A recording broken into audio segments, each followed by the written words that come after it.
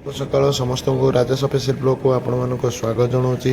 ମୁଁ ସକାଳୁ ବାହାରି ପଡ଼ିଲି ଗାଁକୁ 3 କିଲୋମିଟର 3.5 କିଲୋମିଟର ଦୂର ହେବ। ତ ଏବେ ସକାଳ 6:30 ବାଜିଛି। ତ 5:30 ପାଖାପାଖି ମିସ୍ତ୍ରୀ ଆସିଗଲେଣି। ତ ମୋତେ ବହୁତ ଫୋନ୍ ମାରିଲେଣି। ତ ମୁଁ ଏଠୁ ବାହାରିକି ଯାଉଛି। ତ ମିସ୍ତ୍ରୀ ଆସି ପହଞ୍ଚିକି ସେଠି ବାଇଣ୍ଡିଙ୍ଗ ତାର ମାଗୁଛନ୍ତି ଯେ କଲମ ଉଠିବ, ରଡ଼ ବାନ୍ଧା ହେବ।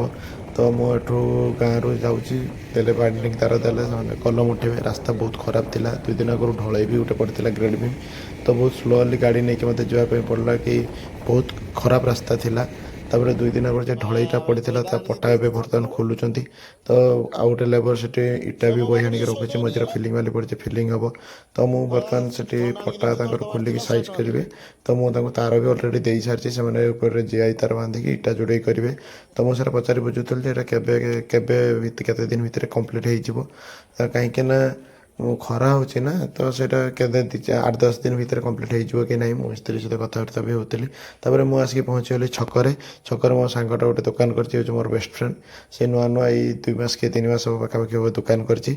ତ ସ୍କୁଲ ଛୁଟି ପଡ଼ିଯାଇଛି 2-3 ଦିନ। ସେ କହୁଛି ସ୍କୁଲଟା ଛୁଟି ପଡ଼ିଗଲା, ଆଉ କ'ଣ କରିବା। ଆଚାର ଫାଚାର ନେଇଥିଲି, ତ କ'ଣ ବେପାର ହେବ ନାହିଁ। ମୁଁ କହିଲି ତୋତେ ଆଗରୁ କହିଛି ସ୍କୁଲ ଏବେ ଛୁଟି ପଡ଼ିଯିବ, 2-3 ଦିନ ସ୍କୁଲ ଛୁଟି ପଡ଼ିଯିବ। ତାପରେ କହିଲା ହଉ ଦେଖିବା ଯାହା ହେବ। ତାପରେ କହିଲା ଭିତରେ, ତାପରେ ତା ବିଲ ବି ସେ ଆଗରେ ଚାଷ କରିଛି, ପାରିଜାତ ଚାଷ କରିଛି। ତ ତା ମନ ଦୁଃଖ ଟିକେ ଅଛି, କାହିଁକିନା ବିଲରେ ଗୋଟେ ରୋଗ ଲାଗିଛି। ସେ ଗଛ ଗୁଡ଼ା ମାନେ ଧାନଟା ମରିଯାଉଛି।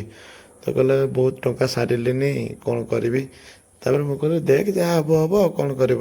ସେ ଗଛ ଗୁଡ଼ା, ସେ ଧାନ ସବୁ ମରିଯାଉଛି। ତାପରେ ସେ ଔଷଧ ବାଲା ଯିଏ ଔଷଧ ଦେଇଥିଲା, ସେ ଔଷଧ ବାଲାକୁ ବି ଫୋନ୍ ଲଗାଇଥିଲା। କହିଲା ମୁଁ ଯାଉଛି ଦେଖିବା କ'ଣ ହେଇଛି। ଏଇଠି ଜୁମ୍ କରିକି ମୁଁ ତାକୁ ଜୁମ୍ କରିକି ଏଇ ଧାନ ଗୁଡ଼ା ସବୁ ଧଳା ଧଳା ହେଇଯାଇଛି।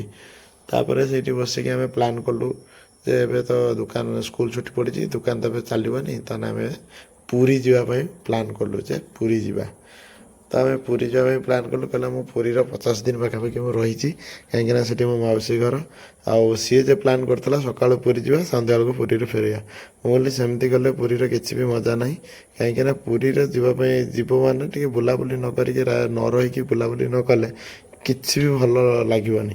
ପୁରୀ ସହିତ ଟିକେ କୋଣାର୍କ, ଚିଲିକା ଏଗୁଡ଼ା ଟିକେ ଯଦି ନ ଗଲେ, ବୁଲାବୁଲି 2-3 ଦିନ ରହିକି ବୁଲାବୁଲି ନ କଲେ କିଛି ଲାଭ ନାହିଁ। ମୁଁ ତାକୁ ସେ କଥା କହୁଥିଲି। ତାପରେ ଆମର ଆହୁରି ଗୋଟେ ସାଙ୍ଗ ଅଛି ଚନ୍ଦନ, ସେ ବାଲେଶ୍ୱର ବି ରୁହେ। ତ ସିଏ ଆସିନି, ତ ତା ଛୁଟି ମିଳିଲେ ଆମେ ଯିବା। ସେଇ ଅନୁସାରେ ଆମେ ପ୍ଲାନ୍ କରୁଛେ ପୁରୀ ଯିବା ବୋଲି। ତ ଆମେ ଏଇ ରବିବାର କି ସୋମବାର ଭିତରେ ଆମେ ପ୍ଲାନ୍ କରୁଥିଲେ ଯିବା ବୋଲି। ସେ କହିଲା ଠିକ୍ ଅଛି, ମୁଁ ତାହେଲେ ଟିକେ ଘର ଜଣାଇ। ତାହେଲେ ମୁଁ କହିଲି ମୋର ବି ଟିକେ କାମ ଦାମ ସାରିଦିଏ, ତାପରେ ଚନ୍ଦନର ବି କାମ ଦାମ ସାରିଗଲା ଆମେ ବାହାରିକି ଯିବା। ଏଇ କଥା ଆମେ ପ୍ଲାନ୍ କରୁଛୁ ସେଇଠି ବସେଇକି। ତାପରେ ମୁଁ ବି ଖାଇନଥିଲି ସକାଳ ପାଖରୁ। ମୁଁ କହିଲି ମୁଁ ଖାଇନାହିଁ। ତ ସେ କହିଲା ଠିକ୍ ଅଛି, ତୁ ତାହେଲେ ଘରକୁ ଏବେ ଯା, ଖାଇ ଖୁଆ ଦେଇକି ଆଉଥରେ ପରେ ଆସିବୁ। ମାନେ ଖରାରେ ତ ମୁଁ ଆଉ ଆସିପାରିବି ନାହିଁ। ତୁ ଡିସାଇଡ଼୍ କରିକି ମୋତେ ଜଣେଇବୁ ଯେ ଆମେ ଯିବା କି ନାହିଁ। ତ ତାରି ଭିତରେ ସିଏ ବି ଖାଇନଥିଲା। ସିଏ ବି କହିଲା ମୁଁ ବି ଯାଉଛି ଟିକେ ଦୋକାନ ବନ୍ଦ କରିକି ଯିମି, ଘରୁ ଖାଇ ଖୁଆ ଦେଇକି ଆସିମି। ଆସିଲା ପରେ ଆଉ ଟିକେ ଦୋକାନ ଖୋଲିମି, 11-12 ବେଳକୁ ଯିବା। ତାପରେ ସେ କହିଲା ତୁ ଯାହା କରୁଛୁ କର, ପୁରୀ ନିହାତି ଯିବା, ମୋତେ ଟିକେ ଭଲ ଲାଗୁନି। ଆଉ ଦୋକାନ ତ ଏବେ ତ ଏତେ ମାନ୍ଦା ରହିବ, କାହିଁକିନା ସ୍କୁଲ ଛୁଟି ଅଛି। ସ୍କୁଲ ଯଦି ଖୋଲା ଥାନ୍ତା ତାହେଲେ ହେଉଛି ଦୋକାନ ଚାଲିଥାନ୍ତା, ଯାହା ବି ଗୋଟେ ହେଇଥାନ୍ତା। ତ ତା ଭିତରେ ମୁଁ କହିଲି ହଉ ଠିକ୍ ଅଛି, ମୁଁ ଆସୁଛି। ତ ତା ଭିତରେ ମୁଁ ବାହାରିଲି ଘରକୁ। ତ ଘରକୁ ଯିବା ରାସ୍ତାରେ ମୁଁ ପଳେଇ ଆସିଲି, କାହିଁକିନା ମୁଁ ଖାଇନଥିଲି। ତ ତାପରେ ମୁଁ ଘରକୁ ବାହାରିକି ପଳେଇ ଆସିଲି। ତାପରେ ମୁଁ ପହଞ୍ଚି